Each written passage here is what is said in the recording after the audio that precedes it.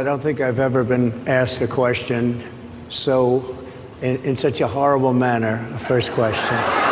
You don't even say, hello, how are you? Are you with ABC? Because I think they're a fake news network, a terrible network. And I think it's disgraceful that I came here in good spirit.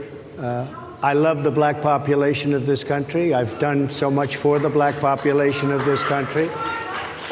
Including employment, including opportunity zones with Senator Tim Scott of South Carolina, which is one of the greatest programs ever for black workers and black entrepreneurs.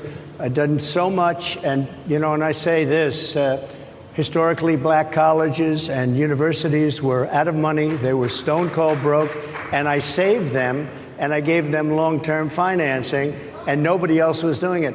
I think it's a very rude introduction. I don't know exactly why you would do something like that. And let me go a step further.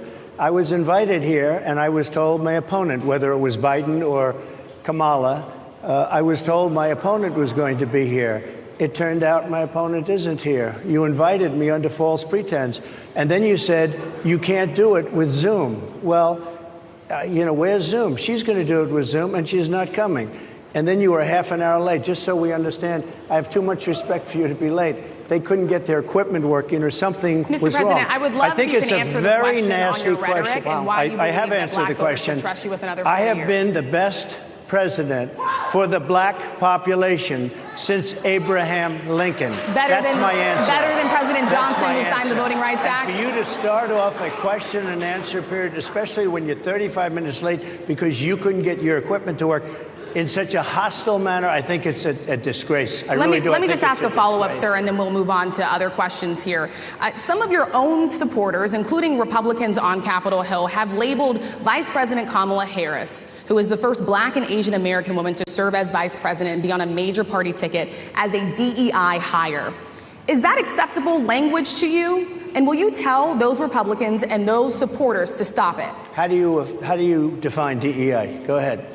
How do you define diversity, equity, and inclusion? Okay, yeah, go ahead. Is that what your definition? That is give me a literally definition the words then. Would you give me a definition DEI. of that? Give me a definition. Sir, of that. I'm asking you a question, a very direct question. Define it for me, if you would. I just defined it, sir. Do you believe that Vice President Kamala Harris is only on the ticket because she is a black woman? Well, I can say no. I think it's maybe a little bit different. So I've known her a long time indirectly, not directly very much, and she was always of Indian heritage, and she was only promoting Indian heritage. I didn't know she was black until a number of years ago when she happened to turn black, and now she wants to be known as black.